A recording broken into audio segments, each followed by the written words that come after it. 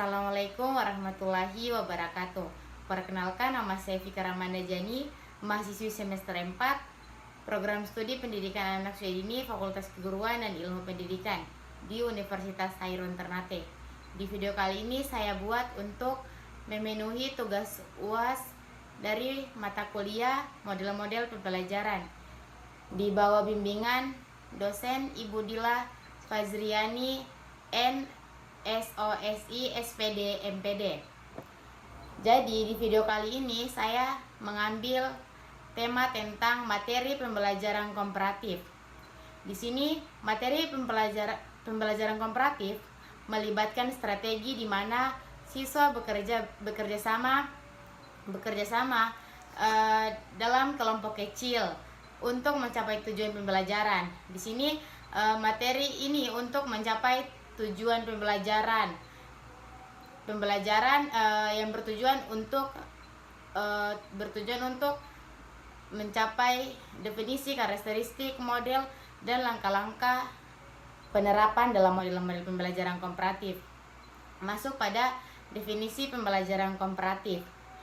Pembelajaran komparatif adalah strategi pengajaran di mana siswa bekerjasama dalam kelompok kecil untuk menyelesaikan tugas, memecahkan masalah, atau memahami konsep. Setiap anggota kelompok bertanggung jawab atas pembelajaran mereka sendiri dan saling membantu satu sama lain. Ada pula karakteristik pembelajaran komparatif. Di sini karakteristik pembelajaran komparatif yaitu interaksi tatap muka. Interaksi tatap muka, yakni interaksi tatap muka itu siswa berkomunikasi secara langsung dan berbagi informasi dengan teman-temannya. Yang kedua, tanggung jawab individu dan kelompok. Di sini setiap anggota kelompok bertanggung jawab atas bagian tugasnya serta membantu kelompok mencapai tujuan bersama. Ada pula keterampilan antar pribadi dan kelompok kecil. Di poin ini siswa mengembangkan keterampilan sosial seperti komunikasi, kerjasama, dan penyelesaian konflik. Ada juga proses kelompok. Di sini kelompok merefleksikan kinerja mereka dan bagaimana mereka dapat meningkatkannya. Jadi di poin ini mereka sama-sama untuk bekerja sama. Ada pula model pembelajaran komparatif. Di sini ada beberapa model pembelajaran komparatif yang umum digunakan, antara lain yaitu yang pertama ada jigsaw. Di sini di poin ini siswa dibagi menjadi kelompok ahli atau kelompok yang akan mengarahkan teman-teman lain untuk mempelajari bagian-bagian tertentu dalam materi. Setelah itu mereka kembali ke kelompok asal yang telah dibagi untuk mengajarkan bagian yang mereka pelajari kepada orang lain. Poin kedua yaitu think, pair, share, yakni di poin ini siswa berpikir secara individu tentang pertanyaan atau masalah yang diberikan. Pada poin berikut group investigation. Di poin ini kelompok siswa memilih topik untuk diselidiki. Mereka melakukan penelitian, mengumpulkan informasi, dan membuat presentasi untuk dibagikan ke teman-teman kelas mereka. Di poin selanjutnya ada student themes expense definition atau STAD. Di poin ini siswa belajar materi atau materi yang diberikan guru di dalam tim. Mereka mengikuti tes individu, skor tim, dan hitung berdasarkan peningkatan skor dari masing-masing anak. Selanjutnya ada number heads factor. Di poin ini siswa dalam kelompok diberi nomor atau tanda. Guru mengajukan pertanyaan dan siswa dalam kelompok mendiskusikan jawabannya.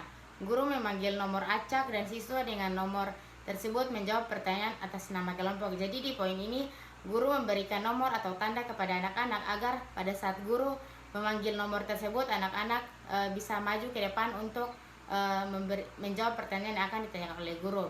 Ada pula langkah-langkah penerapan pembelajaran komparatif, yakni yang pertama ada persiapan. Jadi apapun itu kita harus melakukan persiapan, yakni tentukan Tentukan tujuan pembelajaran dan pilih materi yang sesuai untuk pembelajaran komparatif. Sesuai untuk pembelajaran komparatif di sini yaitu rancang tugas yang menuntut kerjasama dan kontribusi dari setiap anggota kelompok agar anak-anak dapat bekerja sama. Yang kedua, pembentukan kelompok. Bentuk kelompok dengan 3-5 anggota. Pastikan setiap kelompok memiliki berbagai tingkat kemampuan dan latar belakang. Jadi kalau kita membagikan kelompok pada anak-anak, kita harus memberikan anak-anak berjumlah 3-5 orang. Selanjutnya ada penjelasan tugas dan aturan di dalam kelompok tersebut, yaitu jelaskan tugas, tujuan dan aturan kerja kelompok, dan beritahu kepada anak-anak tentang peran mereka dalam kelompok tersebut agar mereka tidak bertengkar. Selanjutnya aktivitas kelompok. Siswa bekerja dalam kelompok untuk menjelaskan tugas. Guru berperan sebagai fasilitator yang memantau dan membantu kelompok. Selanjutnya penilaian dan umpan. Yang terakhir yaitu penilaian dan umpan balik.